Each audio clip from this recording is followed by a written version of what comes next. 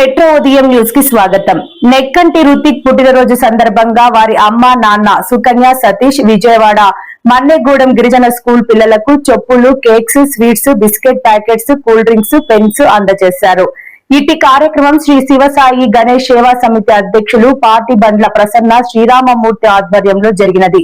తాటికొండ శ్రీనివాస్, అనిల్, సాదిక్ మరియు పాఠశాల ఉపాధ్యాయులు ఈ కార్యక్రమంలో పాల్గొన్నారు.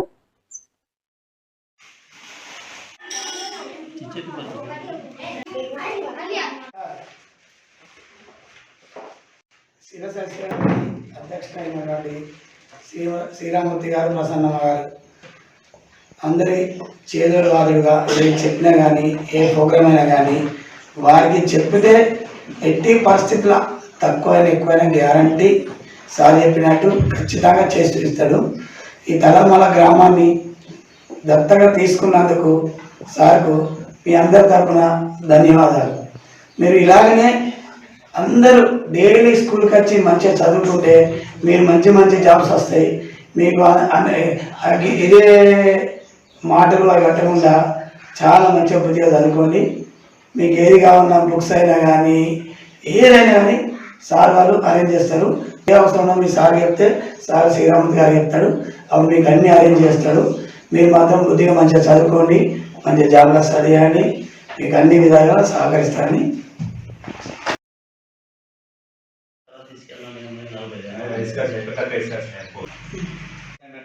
శ్రీ రామమూర్తి గారికి మళ్ళీ ఒకసారి స్టార్ట్ చేయండి. ముందుగా ఈరోజు శ్రీ లక్ష్మి గణేష్ శివసాయి గణేష్ సేవా సమితి శివసాయి గణేష్ సేవా సమితి అధ్యక్షుడైనటువంటి రామమూర్తి గారికి ప్రత్యేక అభినందనలు తెలియజేసుకుంటున్నాను. ఎందుకంటే ఈ యొక్క తలమల గ్రామం మీద ప్రత్యేకమైన దృష్టి పెట్టి పిల్లల్ని ఏదో రకంగా వాళ్ళకు 4 అక్షరాలు రావాలి, మన ప్రోత్సాహం వల్ల వాళ్ళు స్కూల్కు వచ్చే ప్రతిరోజు వచ్చేటట్టు చేయాలన్నటువంటి సంకల్పంతో మీ విలేజ్ గ్రామస్తులు రెస్పాన్స్ కాకుండా కానీ ఎన్ని కార్యక్రమాలు చేసినా వాళ్ళ దగ్గర నుంచి రిప్లై లేకుండా కానీ లేనప్పటికీ కూడా ప్రతి సంవత్సరం ప్రతి నెల క్రమం తప్పకుండా మన పాఠశాలకు ఏదో విధంగా చేతులు అందించుకుంటూ మీరు క్రమం తప్పకుండా బడికి అలవాటు కావాలన్నటువంటి తాపత్రయంతో ఈ కార్యక్రమాలు చేయడం జరుగుతుంది.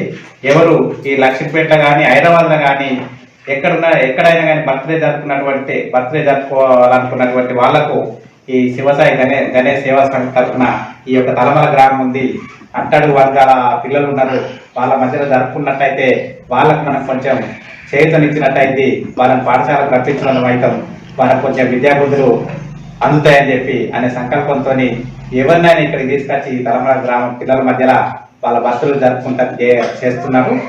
వారికి మరొకసారి ప్రత్యేక అభినందనలు తెలియజేస్తున్నాను. మరియు ఏదేమైనప్పటికీ మొక్కవోని ధైర్యంతో ఎన్ని అవాంతరాలు ఎదురైనా ఏం చేసినా కానీ ఇక్కడ చుట్టుపక్కల లక్ష్మీపేట చుట్టుపక్కల గ్రామాల లోపల మన యొక్క తలమల గ్రామమే కాకుండా పేదవారికి ఎన్నో విధాలుగా సాయం చేస్తున్నారు.